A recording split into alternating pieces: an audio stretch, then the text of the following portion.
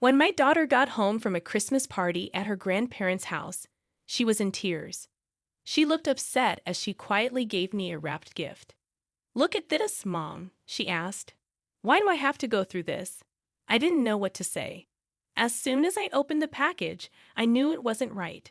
As a child, I instantly called the police to report what happened, which led to the gift giver's actions being made public and causing chaos. This event caused a lot of trouble in the family, and the person who did it had to deal with harsh results. I started a new job at age 34 after a rude comment from a previous boss. I am now 45 years old, and my younger husband works for the same company. At my current job, skills are more important than age or gender, and my husband, who was my boss at the time, was very supportive. We got married right away and now have a sweet fourth-grade daughter who loves to read and is kind to everyone. However, I don't get along well with my husband's sister.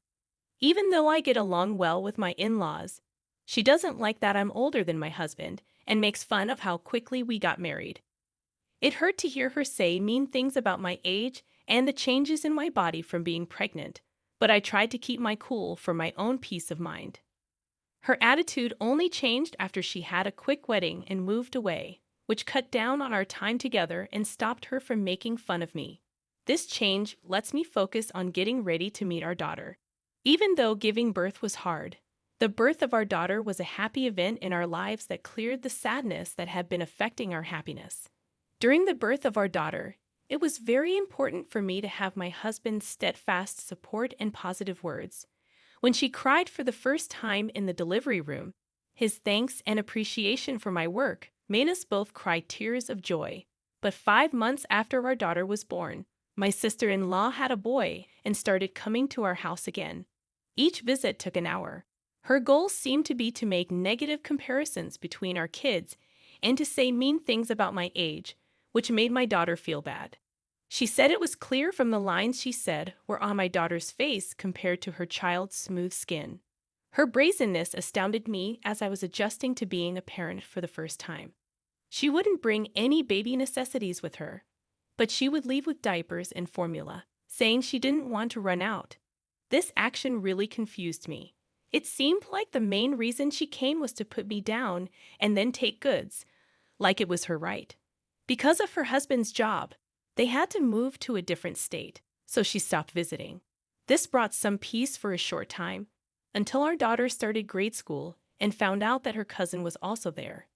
Even though our family relationships were tense, our daughter and her cousin became close friends.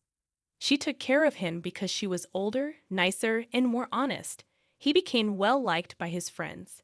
They were in the same class by the 3rd grade, and my daughter got praise for a reading review she did over the summer. It was even printed in the local newspaper. Family and friends were talking about this accomplishment, especially when I visited my in-laws.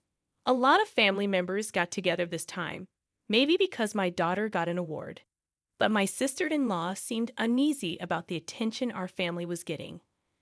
A woman claimed that it was unfair and said the famous book was meant for her son, even though the kids had already read both books and agreed to trade them. The fact that they chose which book report to write together was a team effort that my nephew liked. This event showed how the kids could share and help each other, which was very different from the adults' arguments and confusion. My nephew really liked the book my daughter read first, so she was kind and let him pick it out. When I told my sister-in-law this story, she wrongly thought I wrote the award-winning reflection for my daughter. She may have remembered that I liked writing books in college, which she probably got from my husband and didn't tell me. She was also spreading lies at school about me, saying that I had used my personal ties with the competition judges to give my daughter's entry an unfair edge. The spread of these false charges made my daughter so sad that she stopped enjoying reading, which she used to really enjoy. For me, this was the last blow. I couldn't stand to see her so down, both because of the lies being spread about me and because she was the target of mean-spirited rumors. I told my husband about his sister's mean behavior toward me for the first time since we got married before I did anything else. This included taking clothes meant for our daughter, saying mean things about my looks while I was pregnant, and comparing me to a sumo wrestler because she thought babies couldn't tell the difference between gender-specific clothes. My husband agreed that it was time to involve his parents because he was so angry about his sister's behavior. He insisted on telling my sister-in-law about the problem in person, so he went to her house with his parents. Her initial happiness at having her family visit out of the blue quickly turned to shock when my husband gave her a harsh warning. When she was called out, she got angry and blamed me for exposing her to her favorite brother. By making herself the victim, she was trying to avoid taking responsibility. At first, I returned her calls because I thought she was trying to make things right. But it turned out she was just venting her anger. In the end, I set her phone number to go straight to voicemail, so when she tried to call, I didn't answer.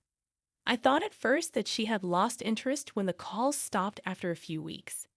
It turned out that wasn't the reason, though. My in-laws hosted their first ever children's Christmas party in December, which made me wonder why they chose that month. No matter what, my daughter was thrilled to be asked. She remembered the fun Christmas party she had in kindergarten and hoped for something similar at her elementary school, but they couldn't hold one because of their policy on religious events.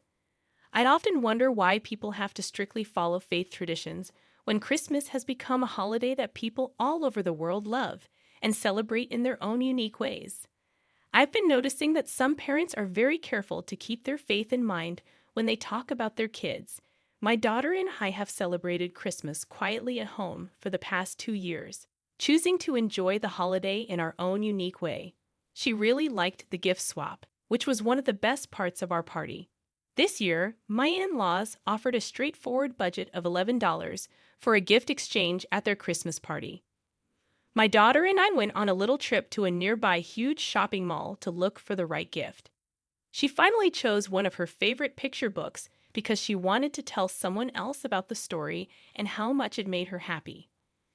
On the day of the party, she left with the gift and went to my in-laws' house, which was only a short bus ride from our house. After telling my mother-in-law that she was coming, she offered to pick her up from the bus stop. Later, she called to let me know that my daughter had arrived safely, which temporarily eased my fears. But the peace didn't last long. After only 50 minutes, the sound of the front door opening on a weekday caught me off guard. My husband was at work, and I was working from home while my daughter was on winter break. The scene I saw when I got there broke my heart. My daughter crying by the door. She gave me a gift-wrapped bag that looked like the things inside would make sense of everything. I found a scary card written in red ink inside the bag, along with a newspaper with her reading reflection torn into pieces. The card warned us not to be too cocky, or we might end up like the mutilated stuffed animal inside the bag, which was cut up and stained with red ink to look like blood. This upsetting act was not at all a harmless joke. When my daughter informed me that my sister-in-law had made this ominous gift, I was shocked. People agreed that adults would not bring gifts to the party because it was supposed to be a happy, kid-focused event. Still, even though I wasn't going with my daughter to the party, I was shocked to find out that my sister-in-law was there and did something horrible to my daughter. If my mother-in-law knew that her daughter was there, she would have told me because she always asked that we tell her about any problems her daughter caused. This misunderstanding upset me and showed that someone was trying to hurt us on purpose, but my mother-in-law didn't know about it. When my daughter got home from school, she was upset. I told her she should tell her grandma what happened. But before she could, my aunt spoke up and said that she hadn't called for her and that only kids from Christian schools were welcome.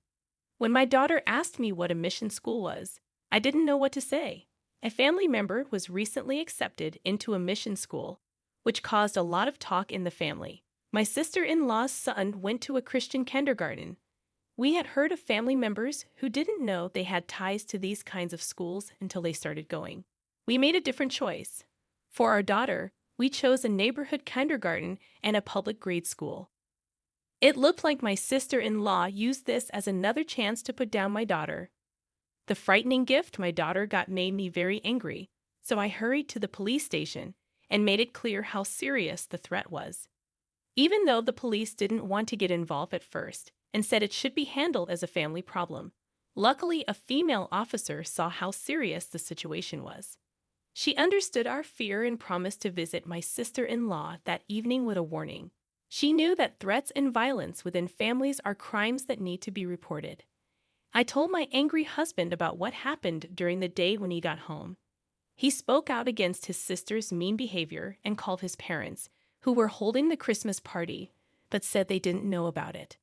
They thought my sister-in-law might have broken in through a back door that wasn't locked while my mother-in-law was busy with other things. The little kids in the family were given the party to plan. After the police officer gave my sister-in-law a harsh warning about what would happen if she didn't change, my in-laws, worried that she might have done something wrong, called a family meeting to talk about it. My sister-in-law and her husband showed up late to the meeting at my in-laws' house. She was clearly upset and not sorry about the police presence, and her husband didn't seem to know what the meeting was for. This situation made the problem seem even worse, which led the family to talk about how to move forward and deal with the root problems. When the husband of my sister-in-law's sister finally found out what his wife had done to our family, he was shocked. Before that, he had no idea how bad things were. When he apologized to us, he seemed truly sorry, which was very different from my sister-in-law, who stayed stubborn and refused to say sorry. Everyone remained silent as she argued that the fact that the police did not arrest her proved her innocence, which was difficult for us to comprehend. Surprisingly, he told her he was going to divorce her. No one saw any outward signs of trouble in their marriage, so this news shocked everyone. He gave a history of putting up with her behavior, which had gone from ignoring housework and child care to making people afraid because she wasn't paying attention. Her concern with how she looked led her to make a lot of moves that weren't necessary. She didn't do these things because it was necessary for her job. Rather, she did them because she was vain and wanted to maintain a certain social status. She often said that their moves were okay because she had high hopes for their son. For example, she tried to get him into fancy kindergartens but failed, which made her feel even worse about herself. In the end, they chose a public school because that's what their son wanted. Even though his wife didn't want to at first, her father supported the choice. The husband's decision to divorce her wasn't a spontaneous one. Rather, it was the result of years of resentment that her most recent abuse had exacerbated. When she heard about the divorce, my sister-in-law was caught off guard. She tried to say sorry, but it was weak and seemed like a last-ditch effort to fix things by saying they were just jokes or pranks. But her actions, especially the mean message she sent to a child, were too serious to be laughed off. This kind of behavior, which could make even adults scared, was unacceptable and showed how trust had been broken in the family forever. I talked to her about it and pointed out how different her actions were from what a caring mom would do. I told her, just because you're a parent doesn't mean you automatically have parental instincts. I meant to show that her behavior was very different from what someone in that job should do. When my husband saw her crying, he told her very clearly that crying wasn't going to help. She shouldn't think that pity will make people forgive her, especially since she is old. She kept crying even though she didn't do anything wrong and wondered why she was being blamed. She even said that the family didn't like me because I was married to her brother, which made it sound like the problem was with me being older than her. The fact that she didn't understand how bad her actions were left us all speechless. My husband was especially shocked that she didn't get it. There was a lot of unsolved stress in the room, so the conversation stopped all of a sudden. Her husband had to take her home. She refused to accept responsibility for her errors, which harmed the divorce process later. It wasn't until her son told her the truth about the Christmas party that things changed, and she reluctantly agreed to the divorce. Her son told his friends about the scary gift exchange he saw, especially the upsetting picture of a stuffed animal that was smashed and stained with red that looked like blood. People at school heard about this statement very quickly, which made both teachers and parents worried. After this news came out, it was hard for my daughter to go back to school. The event and the rumors that connected her to her cousin's story made her feel down.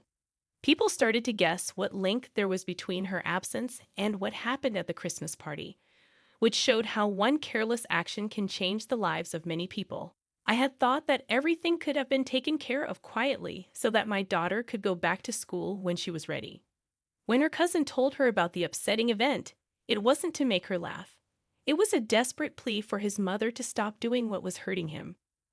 When her husband saw how these revelations affected people, he felt he had to speed up the divorce process and agreed to her terms just to end their split. By that time, she was really well known in the neighborhood for being scary around kids, which made her friends avoid her and even neighbors dislike her. She felt stuck and shamed, so she saw the split as a way out. She thought that going back to live with her parents would make her feel better, but her ex-husband was adamant about keeping custody of their son, and she didn't fight the decision. Instead, she coldly told her son that she didn't care about him because she was planning to get married again and kids were getting in the way of her plans. Her mean words made her son bravely turn her down. He told her he didn't need her in his life and that he was happier with his dad's care. He also told her not to talk to his cousin. When she went back to her parents' house, she was not allowed to stay, which made things worse for her. She had to deal with the effects of her acts by herself. Her downhill spiral put her in dangerous positions. For basic needs, taking out loans from sketchy sources, and then she disappeared from our lives. My husband and his parents decided not to file a missing persons report because they saw her absence as an answer. After that, my daughter got the courage to go back to school, where her cousin is still there to support her and promised to look out for her. Unexpectedly, this hard time has brought our families closer together, especially with my ex-brother-in-law, as we work together to help the kids. In the absence of my sister-in-law, my in-laws have taken care of and loved both of my grandkids with open arms. Now that she's not around, our family is at peace and has built a strong, trusted bond that was missing before.